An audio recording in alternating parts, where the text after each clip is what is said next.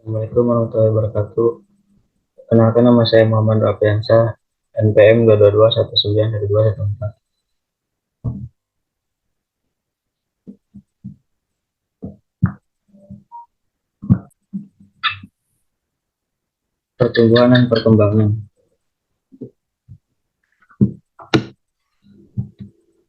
Pertumbuhan. Pertumbuhan merupakan proses bertambahnya jumlah dan ukuran sel dalam tubuh. Pada saat kita mengalami pertumbuhan, maka sel dalam tubuh semakin bertambah banyak. Jaringan dan organ tubuh juga semakin besar atau meningkat. Perkembangan. Perkembangan adalah proses ke arah yang lebih sempurna dan tidak begitu saja dapat diulang kembali. Proses ini kekal dan tetap yang menuju ke arah suatu organisasi pada tingkat integrasi yang lebih tinggi berdasarkan pertumbuhan, pemasakan, dan belajar. Faktor pertumbuhan dan perkembangan. Satu, faktor genetik atau keturunan. Seorang anak, baik laki-laki maupun perempuan, akan mewarisi genetik dari orang tuanya. Misal, bentuk dan warna rambut, warna mata, bentuk tubuh, warna kulit, dan lain sebagainya. Yang kedua, faktor hormon. Dalam tubuh manusia mempunyai beragam hormon yang dihasilkan oleh kelenjar tubuh dan masing-masing mempunyai fungsi sendiri. Selain itu, hormon yang ada di dalam tubuh juga mendukung proses pertumbuhan serta perkembangan. Tiga, faktor gizi. Faktor gizi yang dikonsumsi seperti makanan dan minuman akan mempengaruhi perkembangan dan pertumbuhan manusia. Empat, faktor lingkungan. Peran lingkungan dalam pertumbuhan dan perkembangan manusia akan memberi dampak positif bagi seperti cara mengatur emosi saat bersosialisasi, adanya dukungan kemajuan teknologi, rumah tangga, serta perekonomian. 5. Olahraga atau kesehatan. Olahraga menjadi salah satu faktor penting dalam pertumbuhan dan perkembangan manusia. Kekuatan otot dan tulang saat berolahraga akan tumbuh dengan baik, serta sistem imun dalam tubuh dapat terhindar dari penyakit. 6. Faktor pendidikan. Untuk menunjang perkembangan manusia, peran pendidikan sangat penting.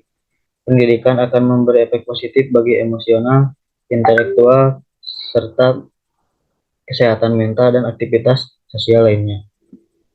Fase perkembangan. 1. Fase prenatal, fase pasca embryoik, fase anak, fase remaja, fase dewasa, dan fase lansia. Ciri-ciri pertumbuhan dan perkembangan.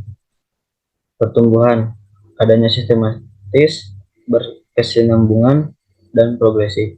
Perkembangan, perubahan pada fisik, mulai tumbuh rambut pada area tertentu, dan perubahan proporsi. Tugas perkembangan. 1. Tugas perkembangan usia 0-6 tahun.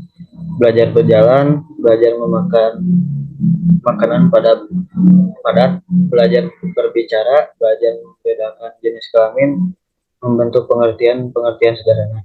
2. Tugas perkembangan usia 6-12 tahun.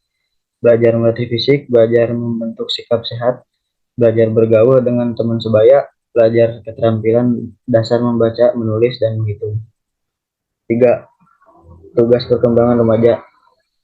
Mencapai kematangan dalam beriman dan bertakwa kepada Tuhan Yang Maha Esa, mencapai kematangan emosi, mencapai kematangan intelektual, memiliki kesadaran dan tanggung jawab sosial.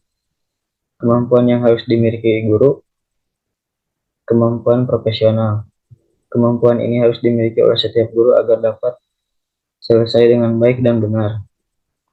Kemampuan pedagogik, kemampuan untuk mengelola proses pembelajaran. Kemampuan sosial, kemampuan guru untuk berkomunikasi dengan murid, orang tua, dan masyarakat sekitar. Kemampuan pribadi, kemampuan ini harus dimiliki supaya murid bisa mencontoh guru. Tugas guru, mengembangkan peserta didik, melatih anak didik supaya menjadi ahli, mengevaluasi perkembangan anak didik, memberikan nasihat yang bijak, sebagai panutan yang diteladani.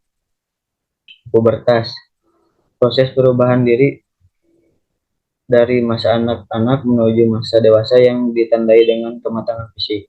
Contoh menstruasi, tumbuh janggut dan kumis, tumbuh bodi ketiak dan sekitar kemaluan, tumbuhnya payudara pada wanita, dan lain-lain. Kenakalan remaja, perilaku atau perbuatan remaja yang melanggar aturan, contoh seks bebas, merokok, bolos sekolah, tawuran, dan lain sebagainya. Sekian, terima kasih.